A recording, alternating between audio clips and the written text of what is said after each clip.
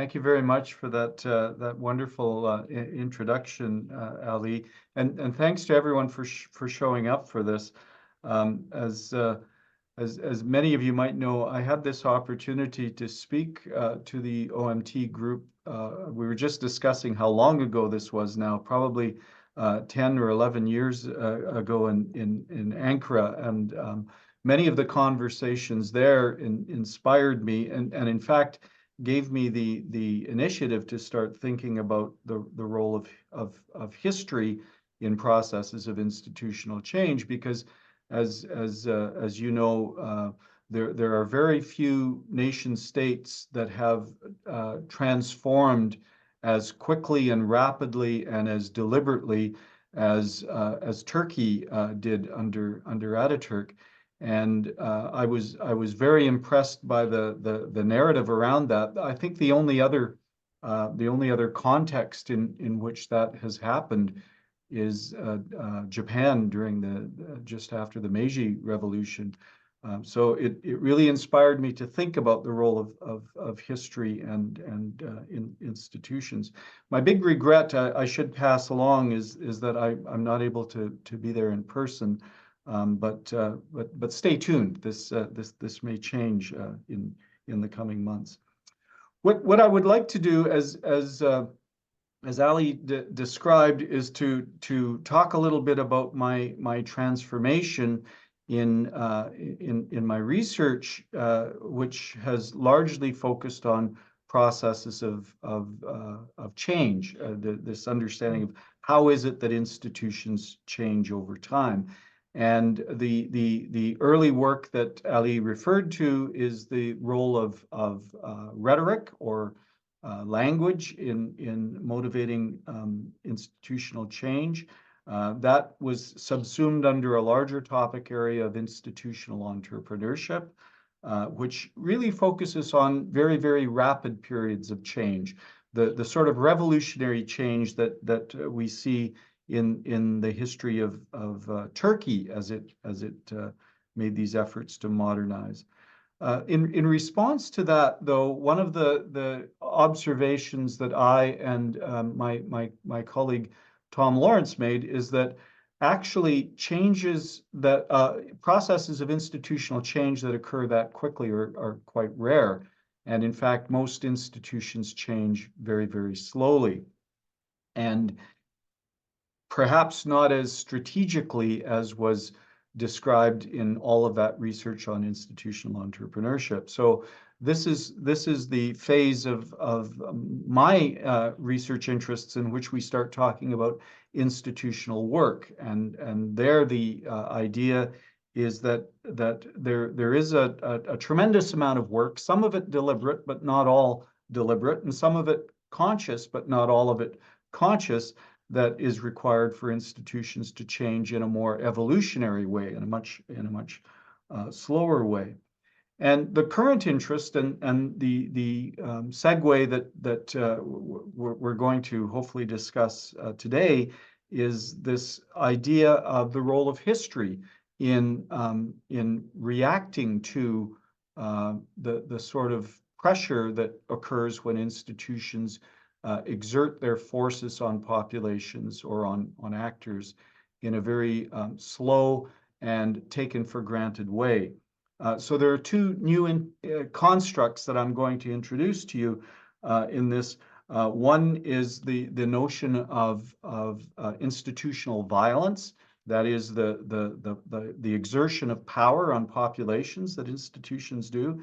And the second one is this notion of historical events, which is the form of institutional work that institutions use, or that social activists use, I guess I should say, to combat the sort of violence that is exerted on populations by institutions over, again, very, very long periods of time.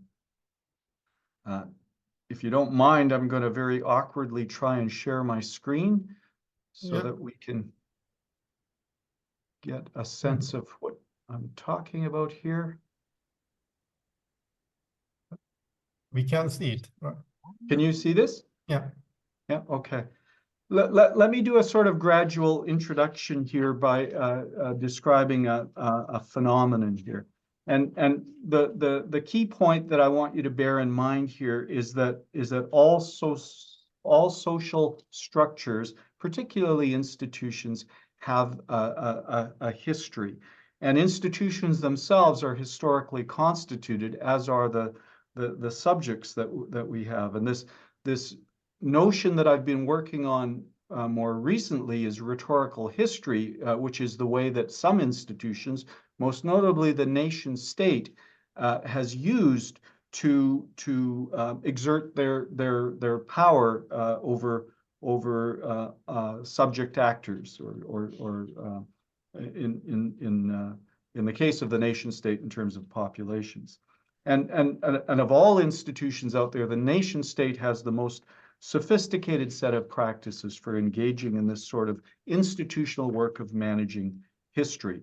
Monuments, museums, the educational curricula, they're all marshaled very, very carefully to create a narrative that disguises the nation state not as a product of self-interested institutions and actors, but instead as a kind of a natural project of history. And that's specifically what I'm going to talk about now. So the image on your screen here is a sad but interesting event, a reference to a sad but interesting event that took place in the Islamic Republic. The woman pictured here is Sahar Khodaryari. In September 2019, Sahar was a huge fan of football. She used to sneak into football stadiums in Iran in order to attend the matches, which at that point in time was prohibited because she was female. So in September 2019, after learning that she might be imprisoned by the Islamic Republic of Iran for sneaking into the football stadium, this 29-year-old woman set herself on fire and died. And her death received massive media attention globally, and it sparked widespread condemnation against the Iranian government. Later that month, FIFA, the international association that governs football globally, they ordered Iran to grant women unrestricted access to stadiums in proportion to the number of tickets that they've sold. So very quickly after that, the Iranian government, October 2019, allowed 4,000 women to attend one of the preliminary matches in the FIFA competition of Iran against Cambodia in Azadiya Stadium. Now, what Sahar did here, her act of self-immolation, it's a well-established strategy used by social activists to draw attention to the pernicious harm and the slow exertion of power by social institutions. Because institutions change slowly, typically, the power and the violence associated with the power that they exert is often deeply woven into the culture or the fabric of the society, and it becomes so cognitively legitimate that it is not perceived as violence by the bulk of the population. So in order for social activists to react to this highly culturally embedded power, they need a means of attributing causality, connecting the act of violence to an event. And in this case, it is the creation of an event and elevating it to the status of a historical event that allows social change to occur over time. So what I've done here, and we need to decompose this, is that I've introduced a whole bunch of terms that we need to understand. And the biggest one at this point is this notion of institutional violence. So institutional violence is talked about not under the umbrella term that I've used here, but in using other terms to talk about systemic violence or social violence and that sort of thing. And so I'm going to take a moment to just tie the threads of this conversation together. Perhaps the first person to talk about the types of violence exerted by institutions is Galtung in two significant books, one in 1969, one in 1990. And in the first book, there was this notion of three types of violence. There's the direct violence that we see, which is very fast violence. It's visible, and it's exercised by an institutional actor with a specific objective. An act of war is an example of that kind of institutional violence. And then there's structural violence, which is violence that gets woven into the fabric of a society or built into an institutional structure, and it becomes represented as symbols of unequal power, unequal life chances over time. So gender distinctions, for example, is a slow form of structural violence. And then later in the 1990 text, Galtung talks about something called cultural violence, which he suggests is those aspects of culture or the symbolic sphere that can be wrapped into religion or ideology, embedded in language, it's embedded in art, sometimes even in science and the logic of science, that can be used to justify or legitimate the sort of direct structural violence that we're talking about now. So that's one thread that exists out there. Another example is how institutions exert violence through things like consumer products. There's a wonderful book written by Amy Moran Thomas who talks about diabetes as an expression of social violence of a sort, which I'm reterming institutional violence. And in this book, she describes how certain societies, particularly indigenous societies, and this is true in North America as well as places like Australia, where indigenous people are required because of colonization to change their diets to accommodate a more industrial or Western mode of food production, which requires a lot of sugar. And it is that sort of change in diet associated with the stress of the colonial pressure that is the primary cause of diabetes. So Moran Thomas says that diabetes is no less a violent death for being slow than murder is. And she has this nice phrase in the book where she says, people's bodies archive the violence of sugar and the economic, environmental, and racial systems that have produced it. She shows that the slow violence of diabetes has this counterpoint in the form of barriers to access to treatment, which is something that she has termed slow care. So that's another thread of this notion of institutional violence. Spivak, very nice paper in 1988, talks about epistemic violence. And we see this as epistemic inequality in some of the papers in institutional theory on the sociology side that's coming out. And he indicates that the clearest available example of epistemic violence is the remotely orchestrated, far-flung, and heterogeneous subject to constitute the colonial subject as the other. She goes on to say that the project is also the asymmetrical obliteration of the trace of the other in its precarious subjectivity. Now, Spivak, she is using a lot of postmodern language here, but the content of what she's saying, or the impact of what she's saying, is really emphasized in the phenomenon that she talks about. And the phenomenon that she talks about here is this idea of sati. Sati is a Hindu custom that existed in India for a very, very long period of time, that when a husband dies, it is the duty of the obedient wife to immolate herself on the husband's funeral pyre. There are a lot of different ways in which this is actually enacted, but this ritual death is considered, or was considered, a sacred part of Hindu religion and traditional religious practices. When the British came to become a colonial power in India, they banned this. They passed a law in December of 1829 saying that this was illegal. But as most institutionalized practices are prone to be, this persisted for a long period of time. And it persisted because it was a religiously embedded custom. In fact, the Indian government, the modern Indian government, had to ban it again, which they did in October of 1987 when they enacted the Sati Prevention Act.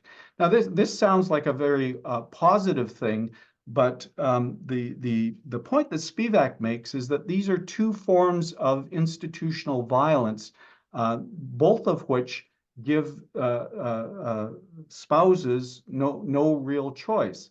One is the paternalistic violence of the Hindu religion, which forces them to do this. The other is the colonial pressure of the British government, which doesn't allow them to do this. And in either case, they die. They either die by complying with the tradition, or they die because they have failed to comply with the tradition, and then they get typically they're subject to violence from the family of the husband who says that they didn't comply.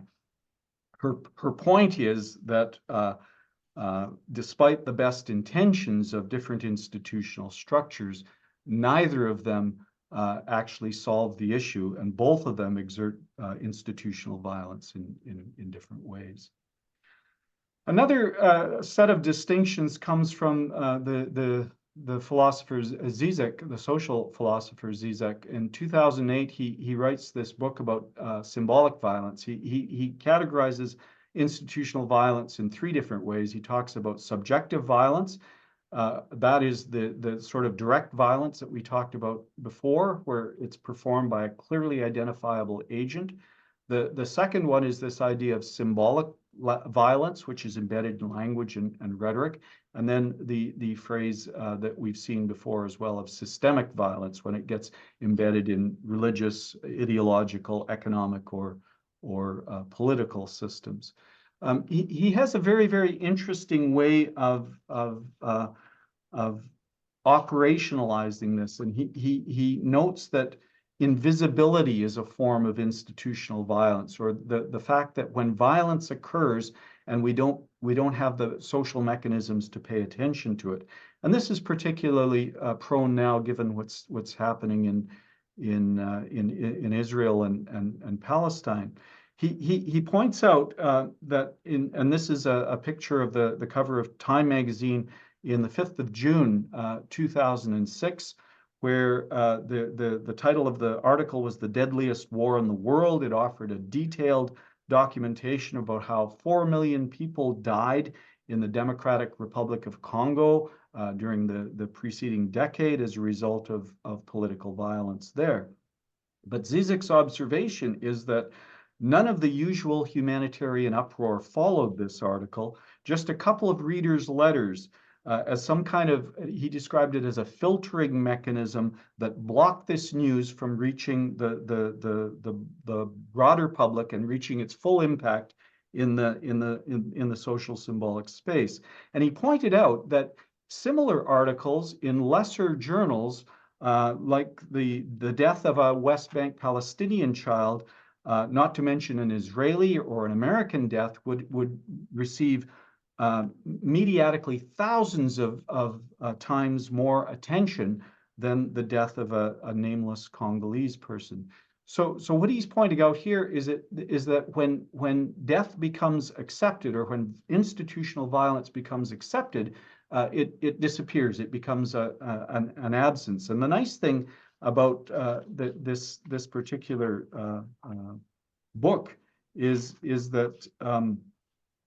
that he provides a mechanism of measuring absence, or comparatively measuring the absence. The big takeaway from all of this, though, is the idea that just as institutions change slowly, so too does the violence that they exert. And Rob Nixon, who is an American writer, he's not a management person or a sociologist. I think he's a an English professor, but he focuses on ecological issues, and he coined this term slow violence. And he said that slow violence is a violence that occurs gradually out of sight. It's a violence of delayed destruction dispersed across time and space, and attritional violence that is typically not viewed as violence at all. And it is this temporal component of violence that is really, really important because the actorhood is dispersed and it occurs so slowly that it becomes very, very difficult to attribute causality to the source, to the institutional source of the violence. The biggest example of this he would point to is the idea of pollution. And, you know, we look at the issues going on in Flint, Michigan, where the water system and the water supply there has for decades been contaminated with lead poisoning, or with lead that's caused lead poisoning in individuals. You would think in a society like America, the mobilization to react against that would be immediate, but it hasn't been. And it hasn't been because it's hard to attribute a specific actor as the causal source of the violence. And because the pollution has occurred over such a long, long period of time, many of the institutional actors who first started dumping waste material into the water system have moved on or have ceased to exist. So it's this diffuse actorhood and the slow process that makes it difficult to deal with forms of institutional violence. And in this slide, what I've tried to do is demonstrate the different sort of empirical examples of slow violence: diabetes, pollution, racism, sexism, poverty, inequality. Climate change, probably the most pressing one, that it's very hard to mobilize action to it because it occurs so slowly that, you know, if it occurs across multiple generations, it becomes quite easy to ignore. So the characteristics of institutional violence is that it's slow, it's distributed in terms of its causes, it's very diffuse, becomes invisible, it becomes taken for granted because it gets embedded in the very fabric of the society. There is another paper on the gun culture of the United States as being another example of a form of slow violence. I didn't include it in this because it doesn't fit perfectly with the nature of the construct that we're talking about. But then we have this challenge, this question, and that is that when our societies are faced with fast violence, we can respond to it very quickly, and we tend to do that very well. If you think of the events in Chernobyl, which was in a sense or potentially a global event, and a very extreme act of environmental violence, that was fixed. It wasn't fixed immediately, but the mobilization occurred quickly. Contexts of war, the United States responded very quickly to being attacked in Pearl Harbor. And consider the global pandemic that we had. The reaction to that was almost immediate, and the mobilization of science to find a vaccine occurred very, very quickly. But we are not well conditioned, our institutional structures are not well conditioned to respond to violence that is slow, distributed, diffuse, and invisible. So the real challenge that I'm grappling with is, how do actors or other institutions like the nation state respond to this form of slow institutional violence? And the answer I'm going to argue for with a few examples here, and I really do want to hear your feedback on this, because this is an important theoretical question, but it's also an important practical question for it. And the answer seems to be that we respond by creating events to draw attention to the slow violence, just like the example of self-immolation of the young woman from Iran. But the trick is for the action to be effective in mobilizing a response, an institutional response, is it cannot just be a single passing event, because as Spivak says, it will vanish into the mass media and won't get the attention. It has to be elevated to a historical event. And this is where this notion of rhetorical history becomes important, which I'll explain in a second. But we have a problem.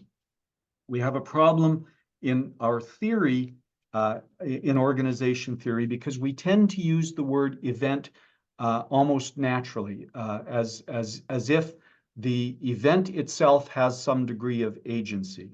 I point or draw your attention to process theory, which is all about events occurring in sequence with each other.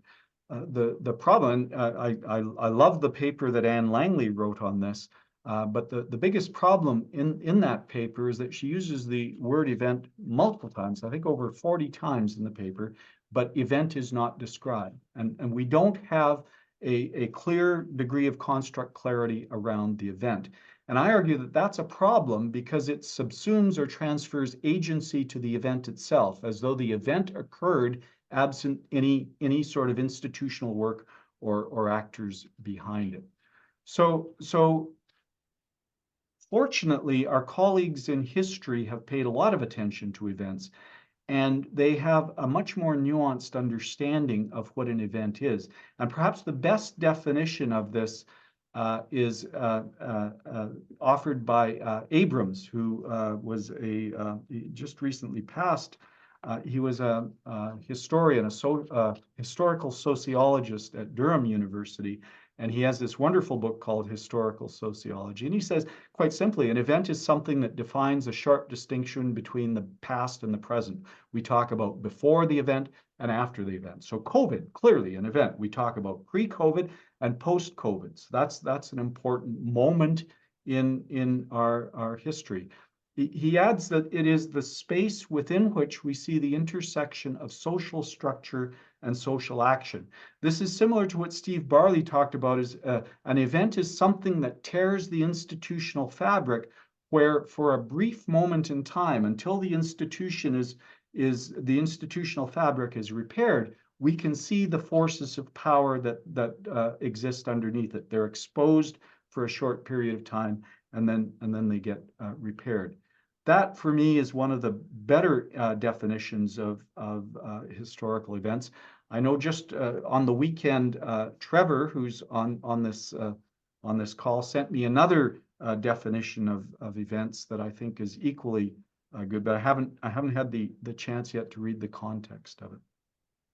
But keep in mind, I said that in order to address the slow, diffuse, invisible violence of institutions, we need to not just make an event, we need to make a historical event. It needs to be something that is embedded in our collective memory, if you will. So the question I have is, why is it that some events become historical events while others do not? So the example of the unfortunate woman in Iran, that was clearly an event, and it may be a historical event in Iran, it may be a historical event in the football community, but it is not a global it is not recognized globally as a historical event. So it was effective, but in a partial way, but it certainly wasn't effective in addressing the gender discrimination issues that exist in her country.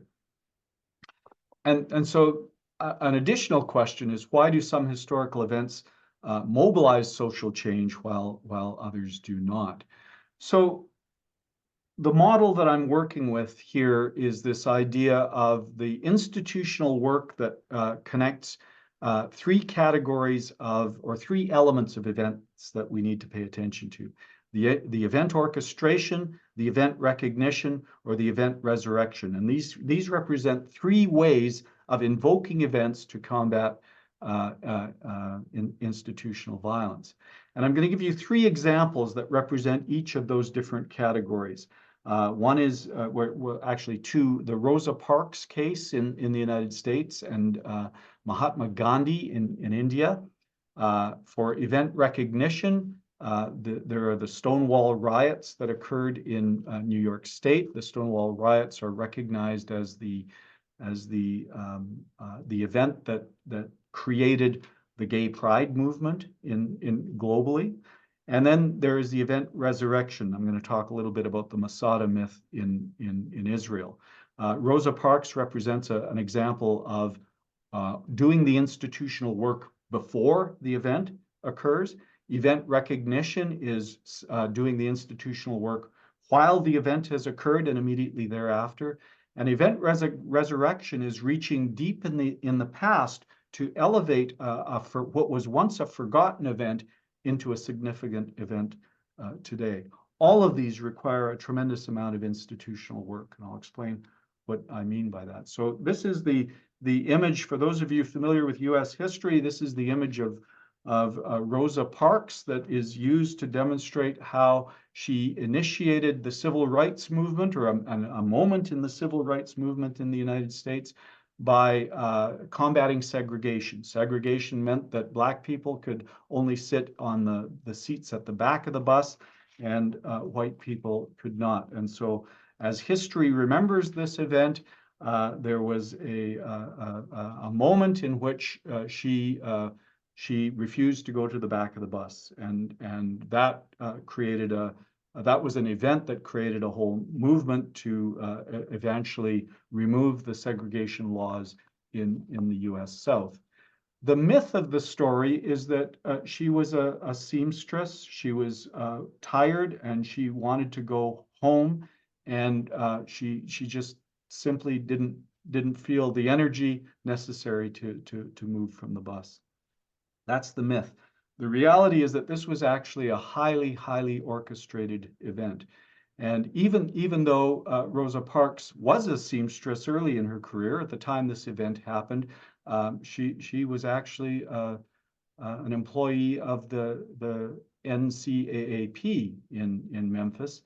And even though she had ridden on this bus many times, or this bus route many times, and sat in precisely that seat, it was only one bus driver that insisted that she go to sit at the back of the bus. And for the longest time, she avoided that driver.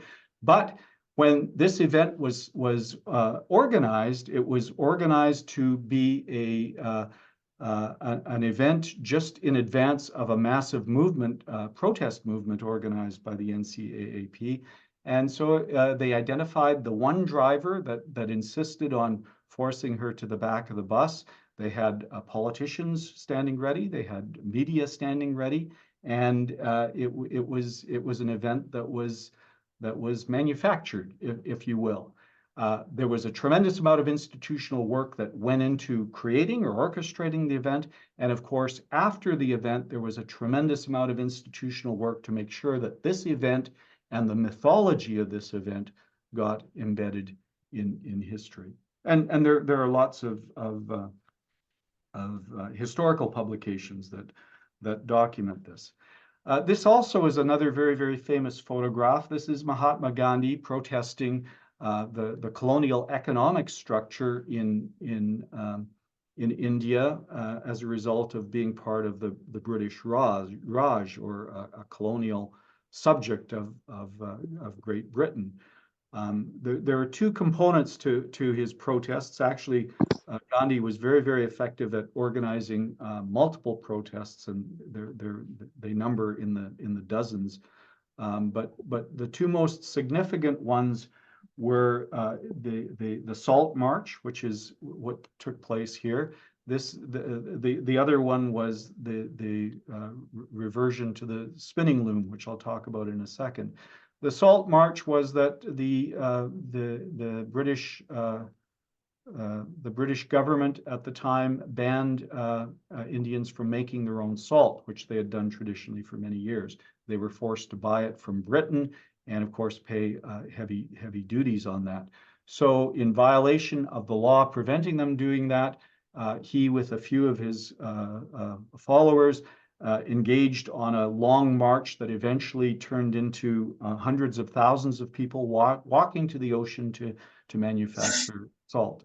Thousands of people were put in prison, including Gandhi himself, as a result of that. But it gained worldwide attention to the economic oppression that the colonial government was forcing on the British. Similar process in the context of clothing manufacture.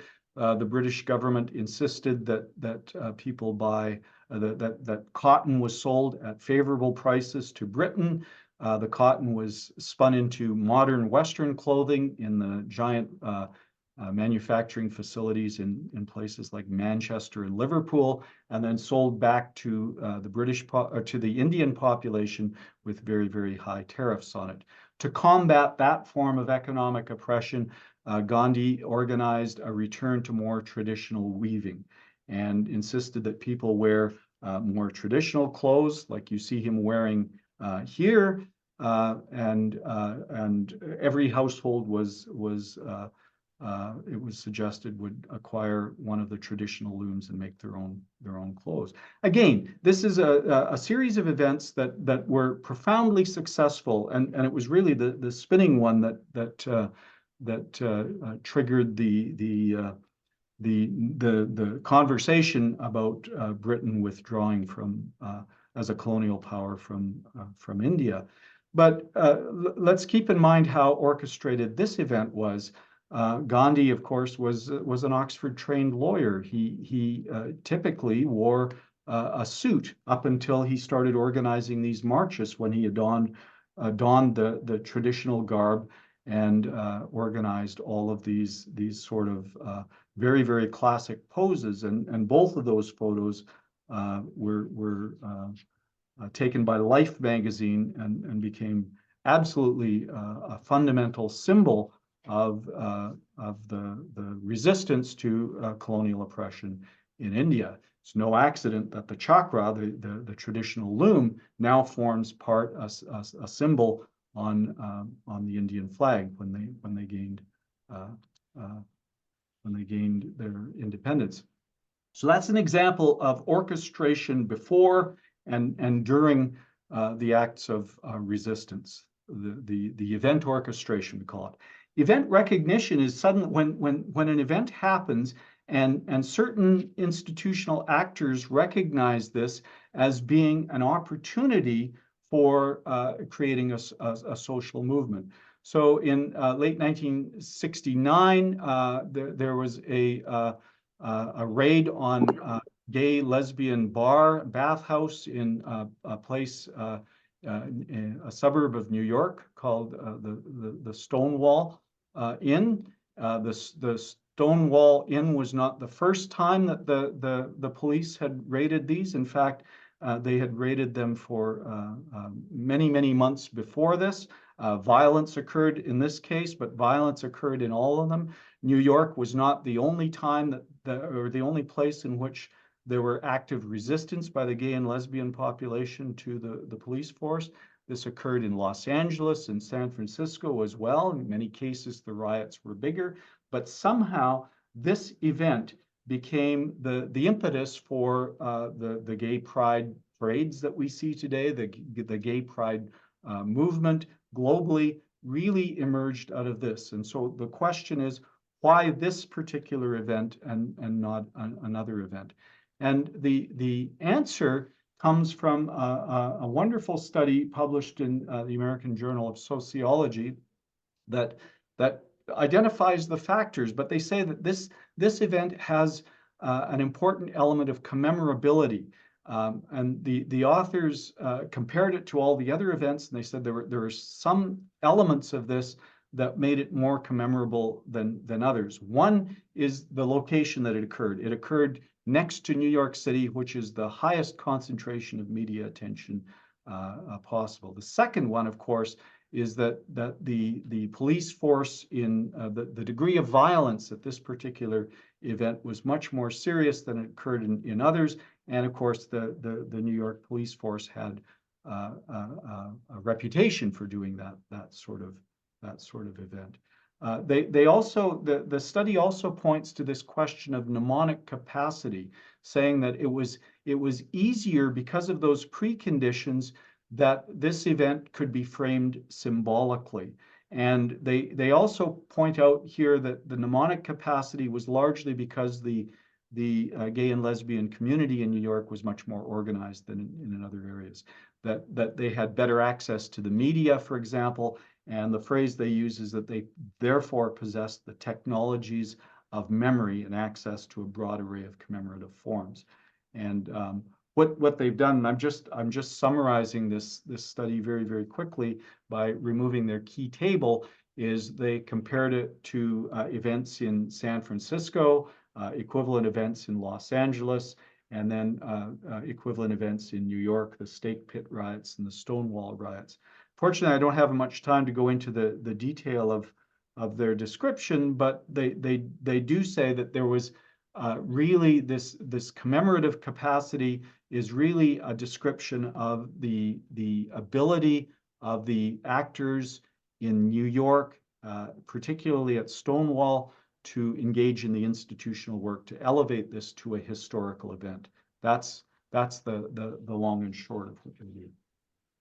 So the first two examples then are event orchestration, where the work takes place before the event commemoration, where the work takes during and after the event. And in this case, we're going to talk about event resurrection, where for institutionally motivated reasons, the institution has to reach deep back into its history and take a long forgotten event and elevate it to a historical significance. So there's this wonderful book by Nachman Ben Yehuda that talks about the rhetorical history that went into the elevation of the Masada to a nation-founding event. So the story of the Masada goes back to Roman times, when the local population was fending off an invasion by the mighty Roman Empire. They hid themselves in caves on the hill and successfully fended off the Roman army for several days, but ultimately they all got slaughtered by the Romans. Why was this forgotten? Well, from the perspective of Western history or Roman history, this was just another excursion, a minor excursion for the Roman army. The fact that they held off for this many days was not particularly surprising or impressive to the Roman army. It was just another week in what the Romans would do. And it became forgotten in Jewish history largely until 1948, when Israel was created as a nation state. And according to Ben Yehuda, they looked back in their history. They identified this as a commemorative event that had the capacity to mobilize the Israeli nation as a legitimate nation state. And Ben Yehuda's book is perhaps the most recent on this, but there are multiple authors, just like the previous cases that we've discussed, that says actually the mythological narrative of this history is just not factual. It is in fact a kind of an invented history that exists out there. So, and I want to wrap this up very quickly because I want to get your feedback and comments on this. This is all relatively new ideas. But let's just summarize a little bit about what makes an event historic. Well, the event has to be commemorable in some way. There needs to be a capacity in the audience to incorporate this into their collective memory.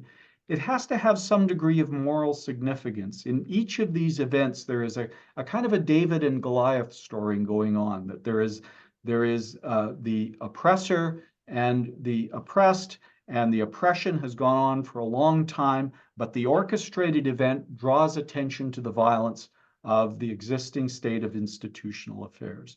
The event has to be perceived to be authentic, even if it's orchestrated, even if it's made up, even if it's coordinated.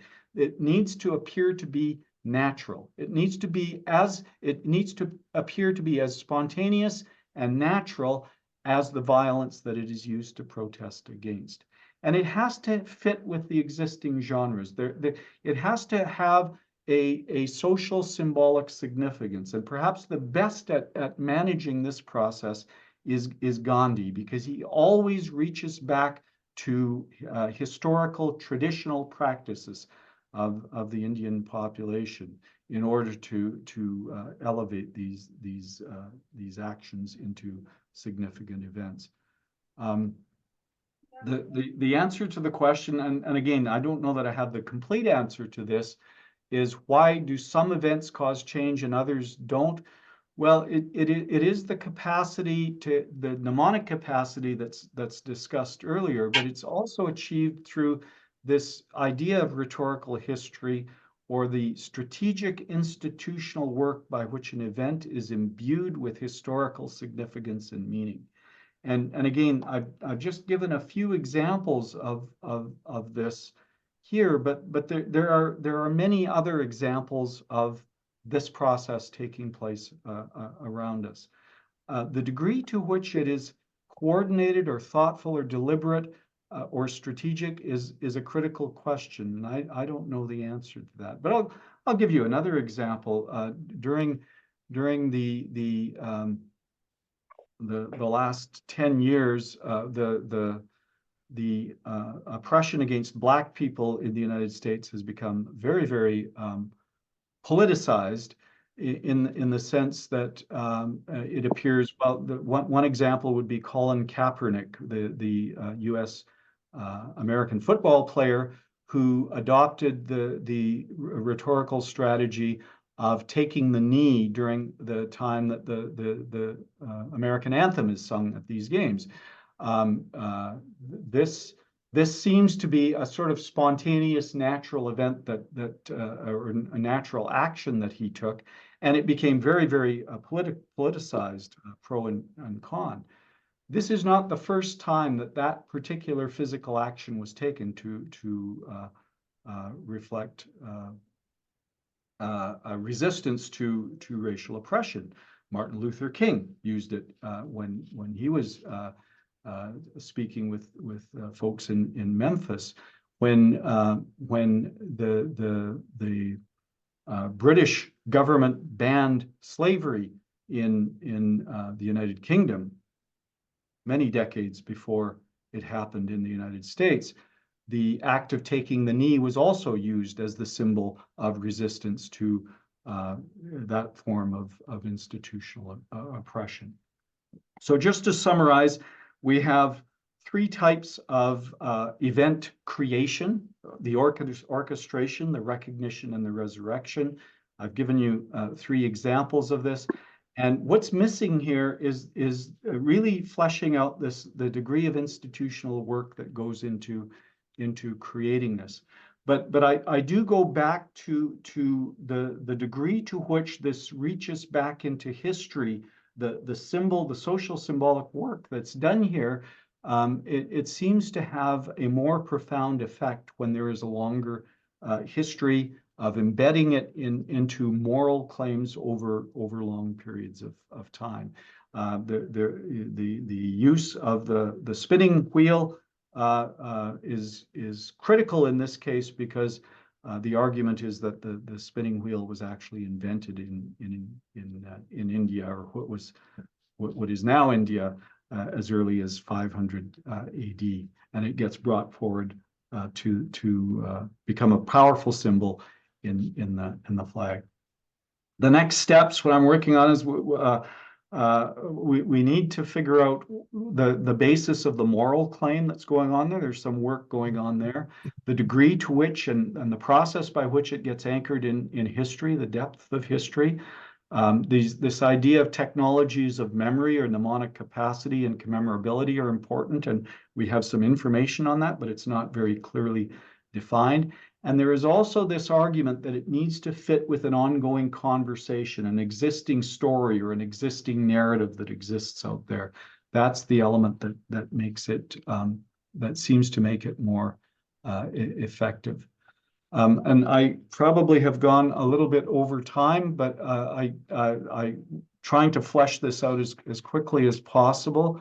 And I know it's a lot of information to absorb, because it doesn't fit into any of the typical categories of institutional work that Tom and I described way back in 2006. But I hope it stimulates some thoughts with you, and I'm curious to hear your top of mind reaction, or more particularly, if you have any suggestions about how we might flesh this out in more detail. Yeah, thank you so much, Roy. That was wonderful. It's so wonderful that nobody has anything to say. I think it takes some time to. Yeah. I see Bora. Okay, Bora, go ahead, please. Yeah.